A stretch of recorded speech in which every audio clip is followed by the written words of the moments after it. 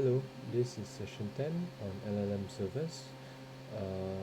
So I'll do a walkthrough of my recap and my learnings for this session. So basically in this session, LLM servers, we were presented with a few code programs. The first one, we got onboarded to using fireworks.ai, which will allow us to use serverless and deployed LLMs.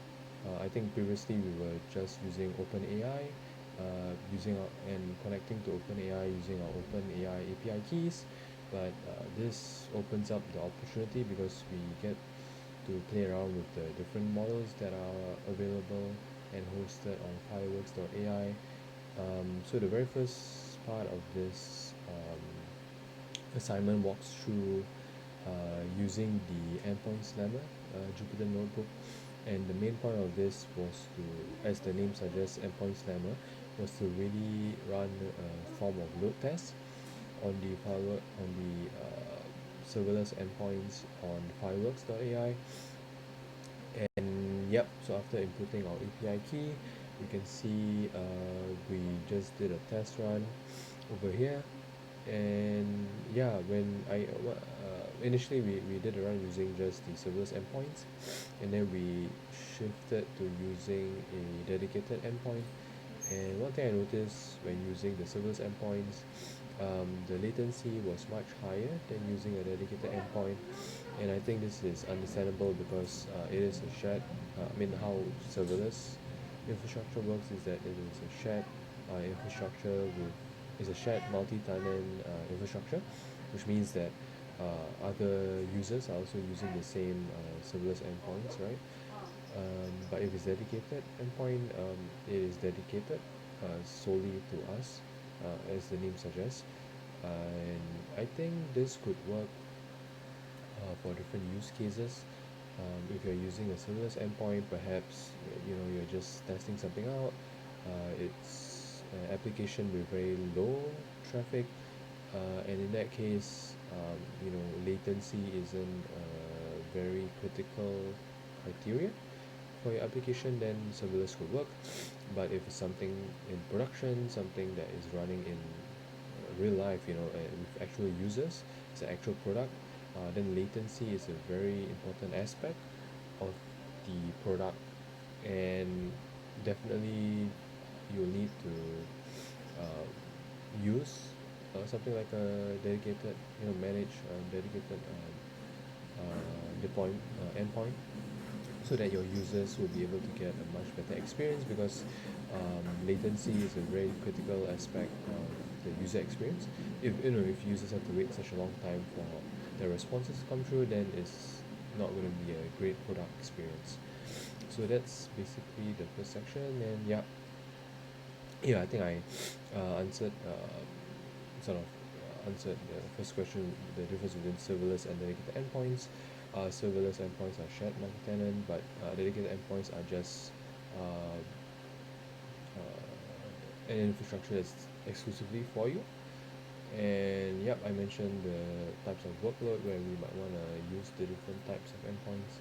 And the second question is, why is it important to consider token throughput and latency? So I'll just dive deeper into token throughput. Token throughput is the output number of tokens that can be output by the LLM. And of course, um, this is something that's derived from classical software engineering, where throughput is the measurement of the system, in how much output that the system can generate. In this case, we are measuring token throughput, which means the number of tokens that the LLM can output. And this is an important criteria when choosing an LLM, because if the LLM has a high token throughput, it will be able to handle more concurrent requests, and because it can output more tokens concurrently. And if we have a certain token throughput that we want to achieve, an LLM with a lower token throughput will require uh, you know more powerful GPU, and this can then incur higher costs. And latency, on the other hand, is how long the time to first token for an LLM. And yeah, I think as the name suggests, is how long between the LLM receiving the user input and generating its first token. So if LLM can generate a very good response, but its latency is high, that can of course impact the user experience. And these two are very important factors when choosing an LLM for user-facing applications, because these two are very important in determining the user experience. And lastly, for this section is about building a simple RAG application, and then showing what I learned from this session.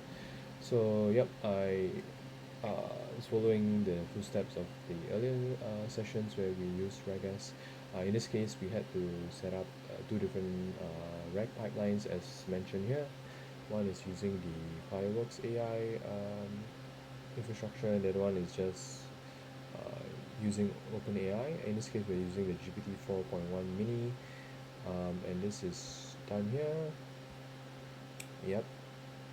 And then in this case, I did not create my own test set. I just created a synthetic data test set with Regas, and is able to generate these 10 questions. And then we run both pipelines, and then we are using GPT 4.1 mini again as the judge model. We ran it, and then this is these are the scores for Fireworks against OpenAI. In this case, GPT OSS 20 billion against GPT 4.1 mini, and we can see that across the board, 4.1 mini did score much higher. Especially, I think what's important are the first three: faithfulness, answer relevancy, and context precision. All of them scoring in the high 90s. And I just did a cross check against a leaderboard. I can see, yep, from this website called Artificial Analysis, I can see that GPT OSS 20 billion, of course, has a much higher speed, which I will dive further into in the Langsmith tracing. And we can see it is, OSS 20 billion is cheap, and it has a pretty decent intelligence, 14, right, as per the AII score. But if you to compare that to 4.1 mini, similar intelligence, but much lower token throughput, and also more expensive. Um, yeah, and that yeah. So this part of the notebook, we had the breakdown of the cost, and we can also see the tokens that were output, and this is consistent. You can see that OSS 20 billion was able to output more tokens. This was at 11,000, whereas the 4.1 mini was only at 1,000, which was 10 times lesser. And naturally, we can also see that the 4.1 mini was more expensive, as reflected here. And if we were to scale this up, we can see that, let's just say for 100,000 query, the OpenAI, the 4.1 mini model, is going to cost 2 to 3 times more than the OSS 20 billion model. Now let's dive into the tracing. So we set up tracing for the two different rack pipelines. First one is of course using Fireworks, and the other one is using GPT 4.1 mini directly through OpenAI. We can see that for Fireworks, the latency is much higher, comparing the P50 and P99. P99 meaning the 99th percentile, like the slowest run in the whole test set. We can see that it was 25 seconds, but if you compare it to 4.1 mini, it was much faster. And I think this is something that's surprising, because based on benchmark, we can see that actually OSS 20 billion is supposed to be much faster, right? As shown by the score here, as compared to 4.1 mini. And I think the reason why this came as a surprise is because we are using the serverless endpoint, which is known to be slower. So this is a trade-off. I mean, this is something that we have to take note of, because I think in the example here it's saying, yeah, to just use Fireworks AI. I mean, it didn't indicate whether to use serverless or dedicated endpoint. But yeah, I just opted for the serverless endpoint. And what other things can we compare? I think, yeah, the cost was also mentioned in the comparison earlier on. You can see, yep, the tokens here was 2 cents. This is 4.1 mini as compared to which says 20 billion. So yep, I think that's mainly it that I wanted to cover in this video. And yep, pretty cool new tools and infrastructure that I learned in this lesson, and looking forward to learning more.